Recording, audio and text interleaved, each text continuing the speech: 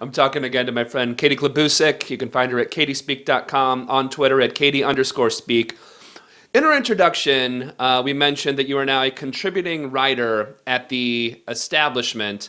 First off, which is exciting. This whole website, it's an awesome new journalist website. It's great. For starters, tell us about the Establishment, and I want to talk about one of the articles specifically on there, which is tied to this. It's the All of the Above Coalition. There was a big demonstration and protest, and trying to get people to actually sign on for abortion care, get representatives. So first, tell us about the Establishment, and then tell us about the All of the Above, all above all, not all of the above. All above all. It's all of the above. It's fracking. It's abortion. It's pipelines and pap smears. It's all that stuff. You're just being intersectional. That's cool. We appreciate it. Yeah, absolutely. So tell us about the Establishment, and then tell us about All Above All. The Establishment is this really amazing, all-women funded. We landed ourselves a millionaire. Take that, right wing. A lady millionaire. There's a really cool article in the Columbia Journal Review if people want the nitty gritty on how we were and founded. But it's this really great group of women who sort of had it and decided that they were going to start their own outlet and run media. And there's multimedia. There's satire and humor and like photo slideshows and all kinds of like small mini documentaries and investigative work and personal essays. It's just this really amazing. I couldn't have possibly known how amazing it was going to be when I got asked in August to be a part of it. Basically, it's designed, we call it the Establishment because we've decided to redefine what that means because no offense, Matt, but media has been too cis, white, straight, male run for too long. This interview is over. How dare you say that? How dare you? Hold on, Katie. Have you ever thought that not all white men? Just to counter that.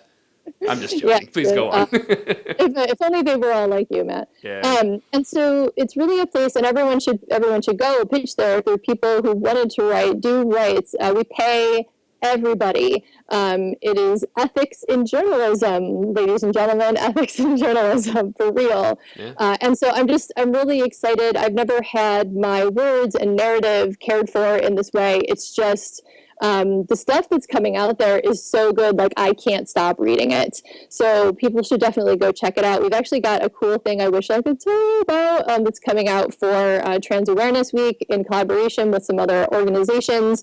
It's just really great. So when one of the partners with All Above All, this great umbrella coalition of 90-some reproductive rights and justice organizations, so like everyone you've heard of and everyone you haven't heard of, that was formed a few years ago specifically to fight insurance bans. So the Hyde Amendment that prevents Medicaid patients from using their insurance for abortion funding, that sort of thing. When the Affordable Care Act went through, the 25 states, that includes some blue ones, where the Affordable Care Act exchange plans are not allowed at all to offer abortion care as part of their insurance.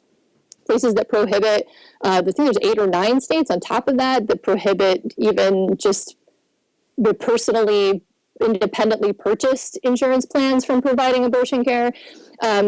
So usually over the last couple of years, they've gone to the Hill for a Hill Education Day to go lobby their representatives and ask them not to support the Hyde Amendment, which is reintroduced onto the budget every single year for the last 39 years.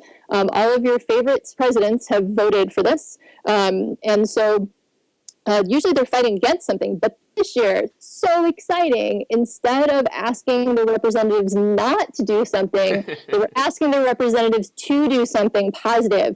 Representative who is amazing, has a bill that I've talked about on your show, the Equal Access to Abortion Coverage in Health Insurance Act, or the Each Woman Act. It would eliminate all of the insurance bans. It would be the first affirmative right to abortion in our nation's history. This is huge.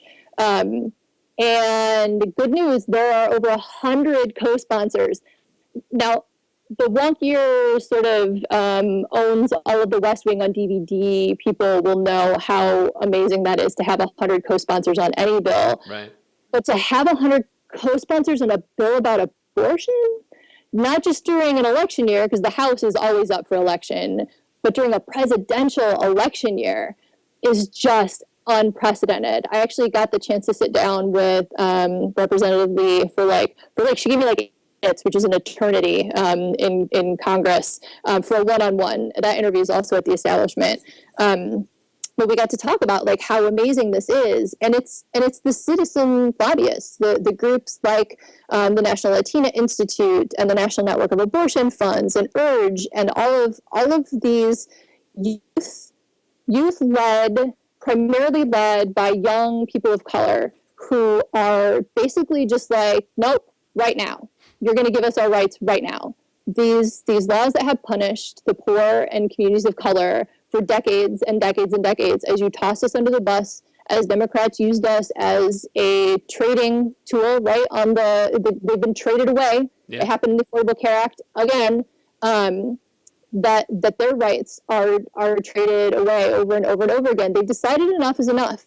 And so I got to follow a delegation from Pennsylvania around as they literally lobbied their legislators to sign on to the bill or at least support it.